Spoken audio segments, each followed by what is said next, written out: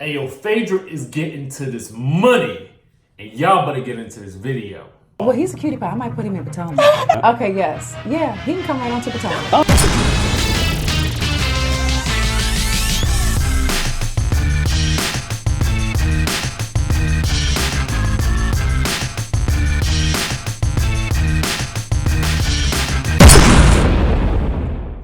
What's up, y'all? It's your boy Richie Sky. We are back with another video. Yes. For those of you who are unfamiliar with who I am, my name is Richie Sky. Some of you may know me from Bravo Strip. Some of you guys may know me from AfterBuzz TV. Some of you guys may know me from my own channel.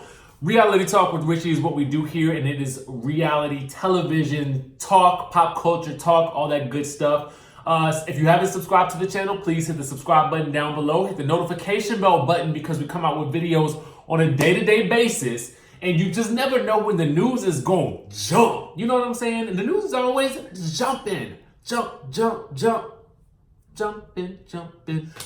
So let's get into the news, shall we? So, you know, we have been talking a lot on this channel about Phaedra Parks coming back to the Real Housewives of Atlanta. NeNe's been doing interviews asking for her to come back. Porsha's been doing interviews asking for her to come back. And actually, I think this photo was from Kentucky Derby this past weekend. And under the caption, it reads, now Phaedra posted this on Instagram, it reads, "I heard you was looking for us." Well, we got some news for y'all Phaedra fans, and maybe some bad news for y'all not so Phaedra fans. Apparently, Phaedra is in talks to appear on this coming season, and she is allegedly negotiating for more pay. Now, I'm reading the comments sometimes, and it baffles me sometimes when people think that I'm just making this stuff up. You know, I'm just making this stuff up off the top of my head. Not. What I do is I do my research. Like I tell y'all on this channel all the time, I do my research. Now, the girl, Jasmine Brand, who has been in the business of entertainment reporting for a very long time, is also reporting on this. Other news outlets are picking up the story as well. So it's out there in the media at this point, and what we do on this channel is we discuss it, okay? So that's what we're doing right now. Now, I'm not necessarily sure if they were negotiating something as probably it's a friend role. I'm almost put my money on it being a friend role because I don't think that Bravo is willing to ruffle Kandi's feathers at this point. I just don't think that they're willing to ruffle no feathers with her. I really don't. I think that for Bravo and for Kandi, this show is a cash cow. You know what I'm saying? And Kandi is an integral part of the story because she still has so much story left. And even as a producer, me, someone who has been in reality TV, both in front of the camera and I've been behind the camera on news and entertainment as well as in front of the camera there, I can clearly see there's much more story to tell with Kandi because she has so many moving parts to her life and to her relationships, her family, her businesses. There's so much more that we have left to see. In fact, one would almost say that there's enough to see that, you know, she could actually have a spinoff that would probably be more entertaining than Tardy for the Party. Now, I don't know because I really don't watch Tardy for the Party like that. Y'all can let me know down in the comments if it's any good because I never seen an episode a day in my life. Kim and her family just don't interest me that much. Unfortunately, I think that she is entertaining on Housewives, and I think that beautiful family, but I just don't find her to be that fascinating. And I think Kim, to me, was more fascinating when she was less normal. Does that make sense? I mean, I don't mean that in a way, okay, so she's probably not normal now, and I'm deviating from the video altogether right now. She's probably not that normal now. But she's more of the Kardashian norm, which we're used to seeing. But what I mean is abnormal. I like the abnormal Kim when she was chain smoking, wine drinking, Big Papa talking, Sweetie commanding. I want it all. I like that Kim Zolciak because to me, that was entertaining because I didn't understand what it was and it seemed very trailer park to me, if you ask me, but I was here for it. That's all I'm saying. I digress. So yeah, I'm assuming that Bravo will just, I don't know what they'll do. They'll probably not have Phaedra film scenes with a big group. And I feel like she's going to be filming scenes with NeNe. And I feel like she might film scenes with Porsha as well. But I doubt that she will film scenes in a big group. And if she does, I would be interested in seeing that. And I'm going to tell you why in 1 second. But I want to get to the pay situation first. Now, I'm trying to understand. Okay, so for those of you who do not know how pay works on reality television, you either get a, I guess you could call it a salary or whatever your contract, whatever fee you negotiate for your contract is, okay?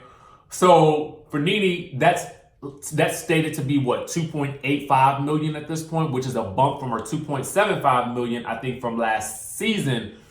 This is what the streets are saying. So that's basically how that works. Now, that could also be a breakdown between episodes. So it could be a certain amount per episode and you get paid more for the reunions, from my understanding. Now, Phaedra could be getting a day rate, which is something that they typically will use when they are either testing someone out and they don't necessarily know how they're going to play out for the season, or if they are just going to be in a friend role, period, right? So that day rate, I am told that like Shamari, for instance, was being offered $800 per day, which is honestly, it's pennies, man. That is pennies, okay? But it's a check at the end of the day, and if the check cash, I will cash it, okay? So I'm sure Phaedra's day rate is probably going to be substantially higher. And if she's negotiating a higher day rate, then that would be very interesting for me. And the reason I'm saying day rate, because I'm assuming they're going to make her a friend, because I feel like if they made her a full-time wife, then that would come into conflict with what Kandi is saying on her end. Not that she has all the power, but she has, I'm assuming, some type of pull. You know what I'm saying? So, back to Phaedra. So I'm assuming her day rate will probably be in the couple G's range. You know what I'm saying? I could almost see 3 to 5 G's maybe for her day rate. It's I think for somebody like Phaedra, who's also an attorney, who also has other businesses, it's got to be worth it to get out of bed. You know what I'm saying? Like, what's worth me getting out of bed and leaving my family and putting my business on blast again? That's really what it is at this point. And that day rate needs to be good. Now, back to Phaedra and the rest of the cast, okay? So we know that Kandi is not interested in working with Phaedra at this point in time, which to me, I get it, I guess, to a certain degree. If you do something to me in real life, I ain't never got to speak to you again. I ain't got to see you no more. I have the ability to unsee you, actually. So it doesn't even matter if you're present. I can unsee you. Unsee. But for the purposes of a reality show, I almost feel like what Bravo could do is they could be like, yo, we running the show here. And Kandi, you're going to be forced to interact with this girl if you want to get paid. Because at the end of the day, a cast member cannot make the rules for the show. They just can't do that. And for me, listen, we all got a price, okay? We all got a price. And if you pay me the right amount of money, then I'm willing to sit in a room with you and act like you don't exist. I'm willing to do that. I don't know about y'all. I don't know. Listen, let's think about it like this. Think about the amount of times you sat at work next to somebody that you absolutely cannot stand because they are brown noser, they always doing that.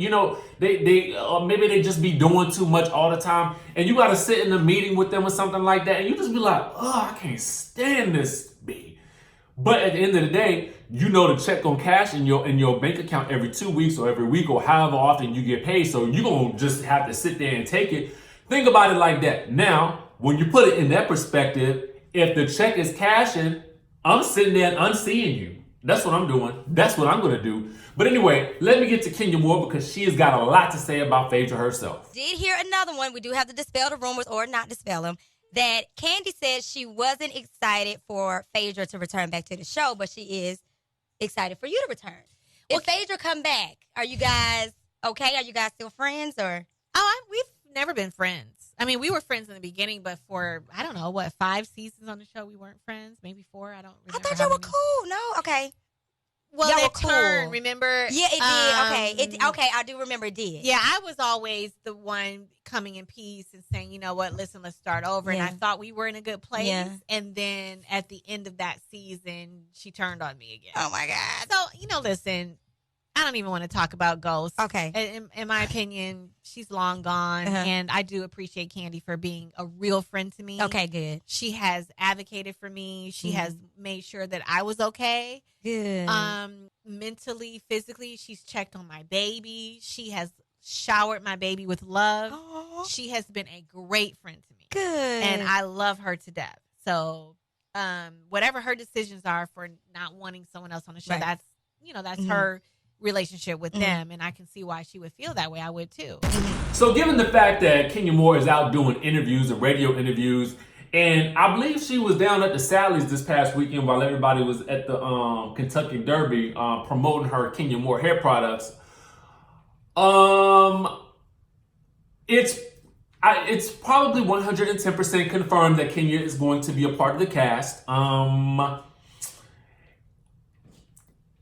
I really don't have much to say about this other than the fact that, obviously Kenya is on her side and obviously she still can't stand Phaedra.